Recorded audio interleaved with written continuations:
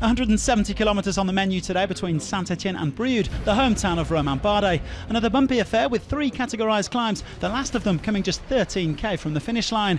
It was perfect terrain for a breakaway to go all the way, and they didn't hang around. 14 riders up front, including some serious heavy hitters. Edvald Boasson Hagen, Tony Martin, Oliver Nassen, Jasper Stuyven, Simon Clark, Daryl Impey and plenty more. Romain Sicard and Anthony Delaplace flying the flag for the French on Bastille Day. Well, Marc Soler decided that he wanted to be a part of it as well. The Movistar man successfully bridging the gap on the day's first Category 1 climb, so 15 riders at the front. Rui Costa also tried his luck, but it wasn't to be for the 2013 world champion, who was forced to sit up and drop back to the peloton. Well, the peloton led by De Koenig Quickstep, but they weren't having to work too hard to defend Julian Alaphilippe's yellow jersey. No GC threat from the men up front. They were happy to keep the gap at around 10 minutes. So the breakaway group of 15 riders are guaranteed to go all the way.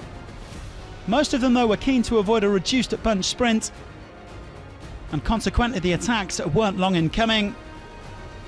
Ivan Garcia having a go and followed by Stuyven and Tish Bernat. Well, that move was quickly shut down, but Lukas Pustelberger countered and managed to pull away.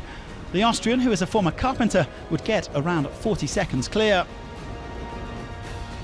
But he too was caught on the final climb, which was harder than the Category 3 rating suggested. 3.6 kilometres at 7.2%. Bernat kicking on with Nicolas Roche, and they were joined by Daryl Impey.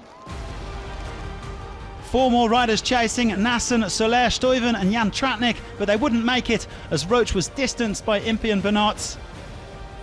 So in the end, a 2-man battle for victory, with the South African champion Impey the clear favourite on paper. Benoot tries to jump. Impey senses the arrival of Tish Benoot. Tish Benoot has got himself out in front. Could he defy the odds? Impey is fighting his way back. He gets home. It's Impey who wins. It's celebration for all of South Africa. Well, an emotional Daryl Impey taking victory for Mitchelton Scott, with the GC favourites rolling over the line 16 minutes and 25 seconds later. Bernat simply didn't have the firepower in the final sprint. Tratnik beating Nassen and Stuyven to 3rd place. You know, I haven't actually been that emotional at the finish line for a long time, so it's fantastic to win at this level, you know, Tour de France. I think the last stage victory for South Africa was Robbie Hunter in 2007, so it's been a long time between drinks, and to win on Bastille Day, that's fantastic. No changes in the top 10 overall. Alaphilippe stays in yellow, with Thibaut Pinot still the highest placed of the GC contenders in 3rd.